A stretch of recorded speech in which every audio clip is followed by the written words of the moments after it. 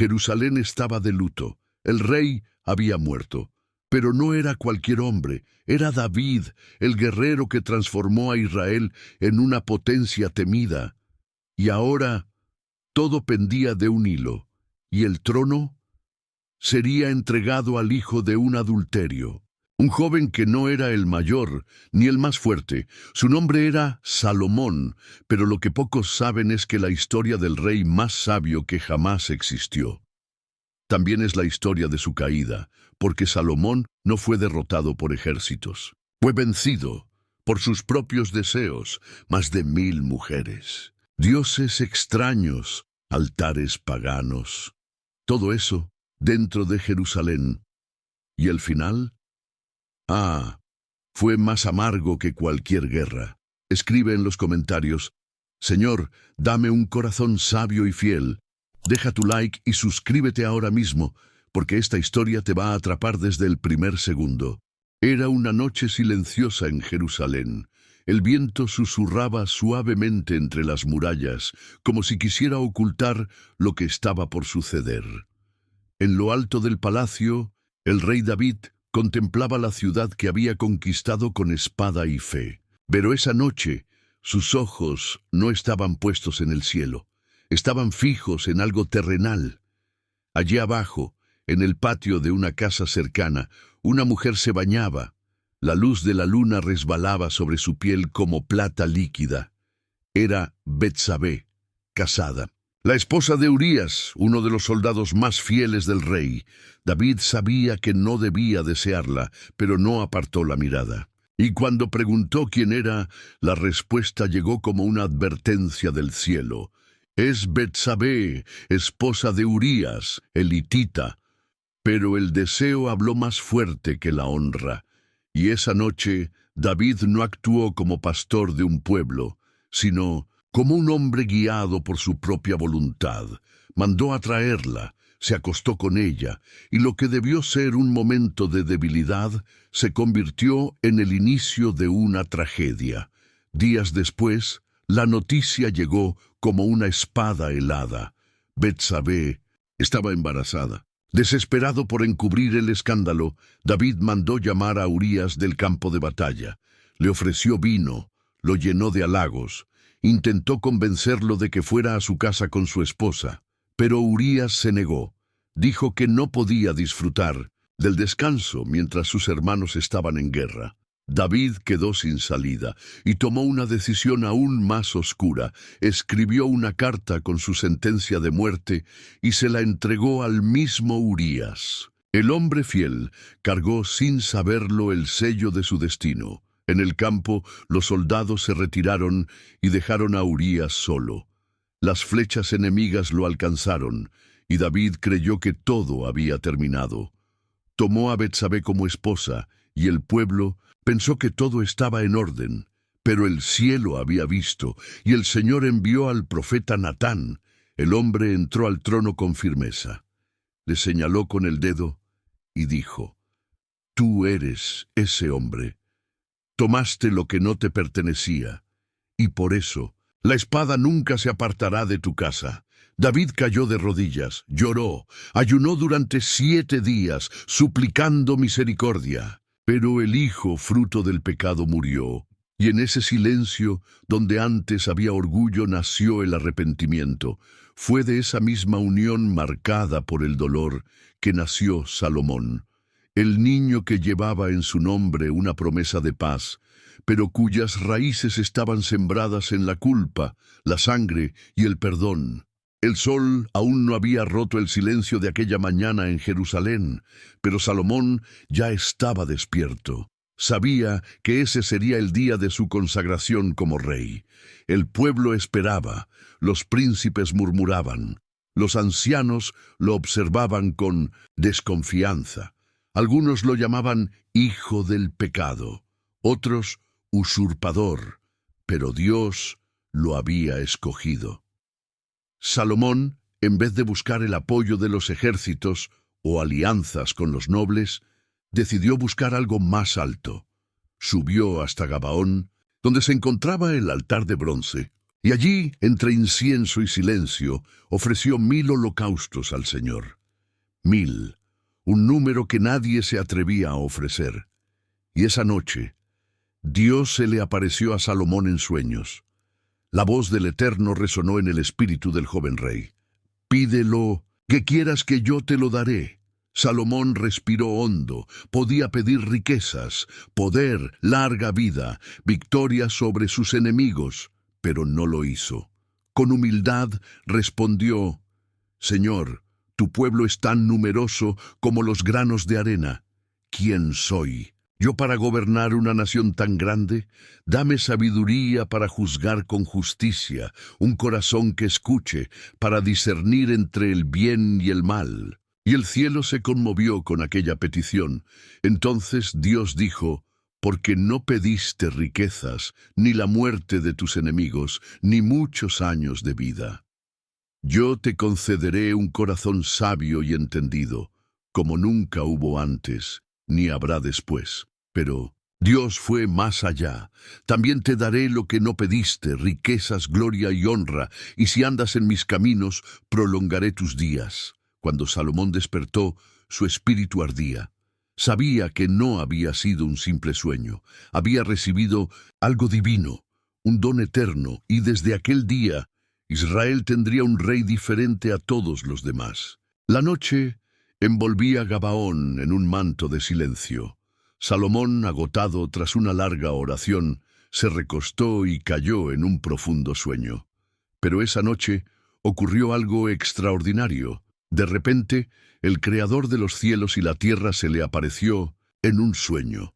La voz de Dios resonó clara y poderosa: «Pídeme lo que quieras que te dé».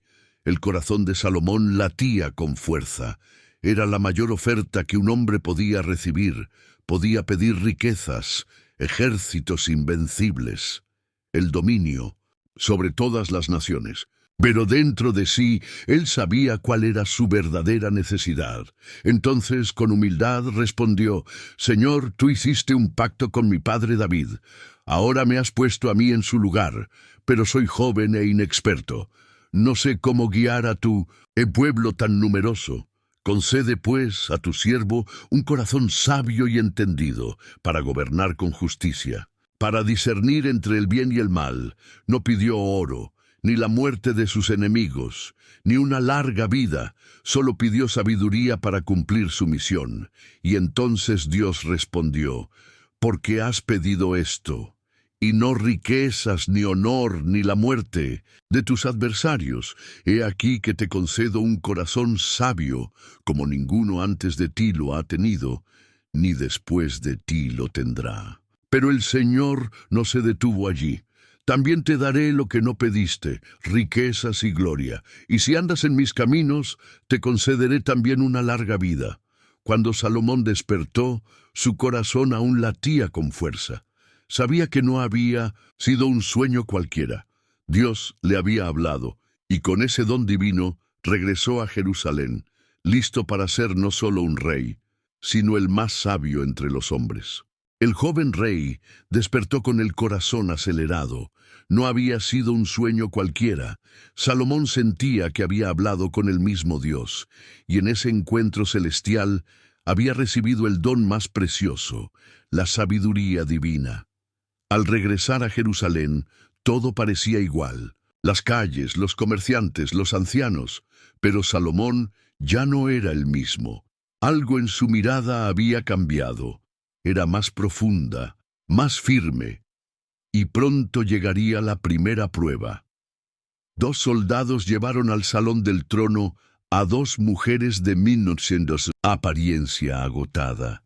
Ambas lloraban, ambas sostenían a un bebé, pero solo uno estaba vivo. Una de ellas cayó de rodillas. «Mi señor, esta mujer y yo vivimos en la misma casa. Las 2 dimos a luz, pero una noche su hijo murió, y mientras yo dormía, ella cambió a los bebés. Al despertar encontré a su hijo muerto junto a mí». La otra la interrumpió: «Mentira, el niño vivo es mío». La confusión llenó el salón. Los consejeros se miraban sin saber qué hacer. Pero Salomón guardó silencio por un instante, y luego hizo una señal con la mano. «Tráiganme una espada», ordenó. El salón enmudeció. «Partan al niño vivo por la mitad, den una parte a cada una». Las mujeres se congelaron. El oficial levantó la espada, y entonces un grito desgarrador rompió el silencio. La primera mujer suplicó: «No, por favor, entreguen el niño a ella, pero no lo maten». La otra simplemente cruzó los brazos sin decir palabra. Eso fue suficiente. «Detengan la espada», dijo Salomón. «Den el niño a la mujer que prefirió perderlo antes que verlo morir. Ella es la verdadera madre». El pueblo quedó en shock. La noticia recorrió Jerusalén como el viento. Por primera vez veían en Salomón algo más que un heredero de David. Veían al hombre escogido por Dios para reinar con justicia, y aquel juicio fue solo el comienzo. El templo estaba terminado. 7 años de trabajo, miles de obreros, toneladas de oro, madera y piedras preciosas. Pero la obra no era solo física, era espiritual. Aquella construcción era el cumplimiento de un sueño que no comenzó con Salomón, sino con David. Durante décadas, el Arca del Pacto había habitado en tiendas. Ahora, finalmente, tendría un hogar permanente. El monte Moria, donde Abraham casi sacrificó a su hijo, se convertía en el lugar elegido para albergar la presencia del Altísimo. Salomón lo sabía. Ese momento definiría su historia para siempre. La ceremonia de consagración fue el mayor evento de su generación. Hombres de todas las tribus subieron a Jerusalén. Los ancianos, los sacerdotes, el ejército. Era el día del encuentro entre Dios y su pueblo. Al sonido de trompetas y arpas, los levitas alzaron el arca del pacto. El pueblo miraba en silencio, con reverencia. Cuando el arca fue colocada en el lugar santísimo, ocurrió algo sobrenatural. Una nube espesa descendió del cielo y llenó el templo. No era humo, era la gloria de Dios, la misma que guió a Israel en el desierto. Ahora descansaba entre columnas de oro y cedro. Los sacerdotes no pudieron continuar el ritual. La presencia divina era demasiado intensa.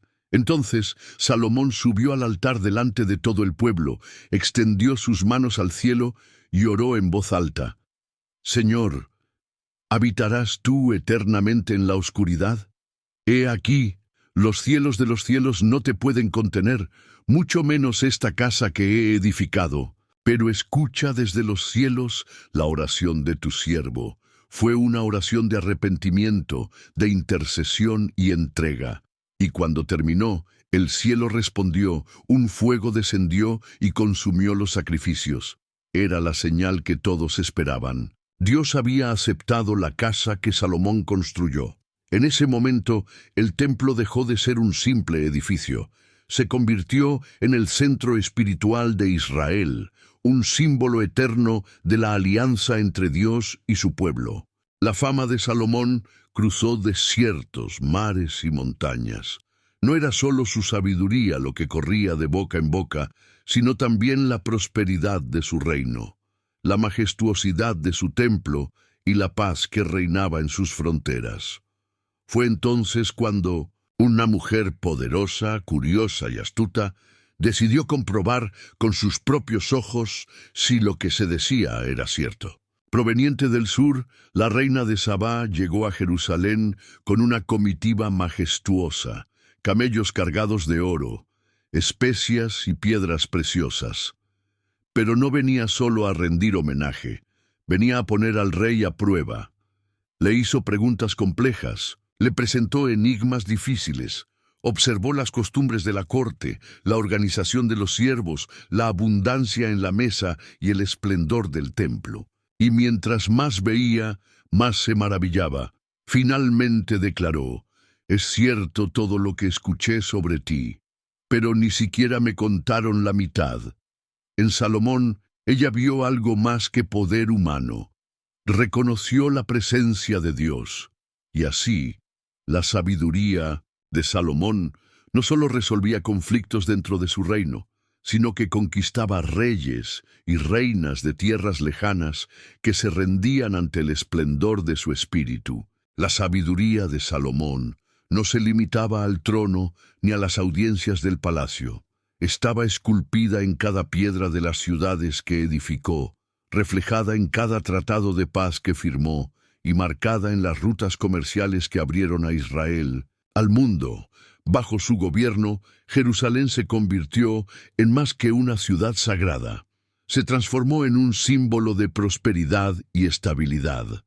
Hombres de reinos lejanos viajaban solo para escuchar sus consejos. Tribus que antes vivían divididas marchaban ahora unidas, guiadas por leyes justas y una autoridad que parecía bendecida desde lo alto. Salomón selló alianzas con naciones vecinas, no con la espada, sino con palabras sabias. La paz fue, durante años, el escudo de Israel, y con la paz llegaron las cosechas abundantes, la arquitectura imponente y una generación que aprendió a vivir sin el peso de la guerra. Era la era del oro, tanto literal como simbólica. El reflejo de una época construida no por la fuerza, sino por el entendimiento. El trono de Salomón no era solo un símbolo de realeza, era el corazón de una revolución silenciosa, la sabiduría como instrumento de gobierno. Al final de su vida, Salomón ya no tenía el mismo vigor. Aquellos ojos que alguna vez contemplaron la gloria del templo y las sonrisas de su pueblo, ahora miraban al vacío con pesar. Las promesas de juventud parecían lejanas. La sabiduría, que antes lo guiaba, ahora pesaba como una carga. Recluido en sus aposentos, pidió que los ancianos de Israel se reunieran por última vez. No era una convocatoria de celebración, sino de advertencia. Salomón sabía que el corazón del pueblo oscilaba entre el Señor y los ídolos extranjeros. Él más que nadie había probado el sabor amargo de alejarse del Dios que lo eligió. Frente a los ancianos, su voz ya no era firme, pero cada palabra cargaba un peso eterno. No habló de conquistas, ni de riquezas o alianzas. Habló de arrepentimiento. Confesó cómo el corazón se corrompe en silencio, sin ruido, poco a poco, hasta volverse ajeno a la voz de Dios.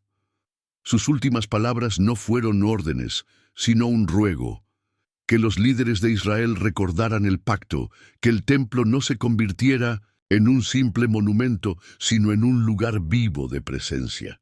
Que buscaran la sabiduría que viene del cielo, no para gobernar, sino para servir. Y así Salomón se despidió.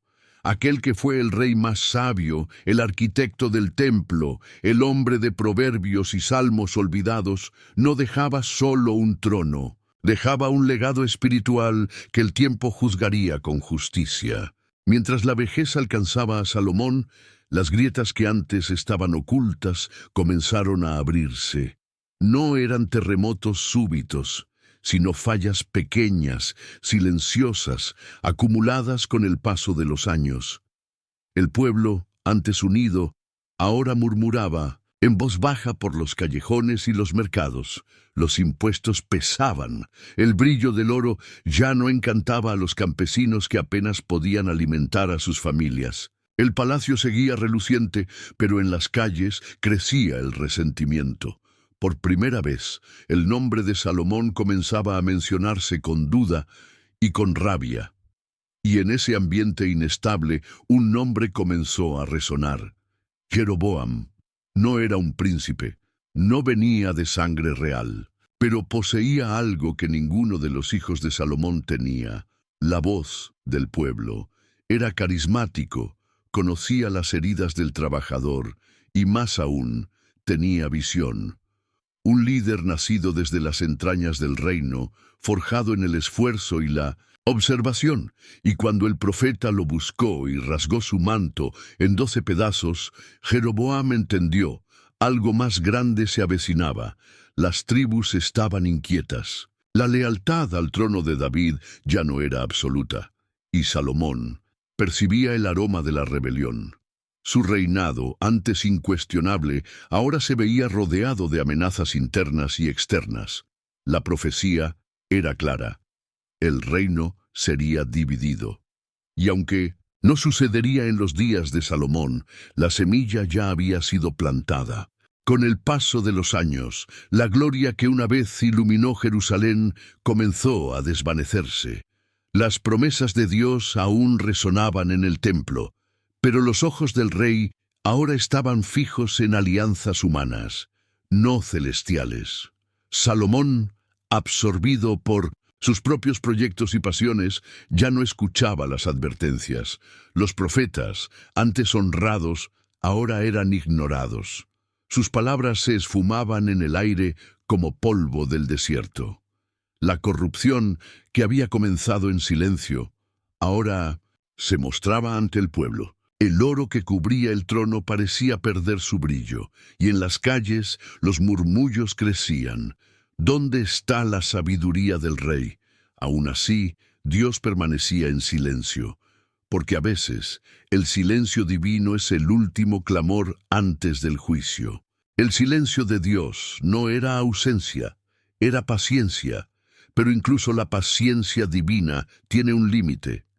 Los montes que alguna vez fueron testigos de la gloria del Altísimo ahora albergaban ídolos paganos. Sacrificios profanos se ofrecían bajo el mismo cielo que un día se abrió para Salomón. El hombre que construyó el templo ahora sostenía altares de abominación. Y entonces la palabra del Señor rompió el silencio.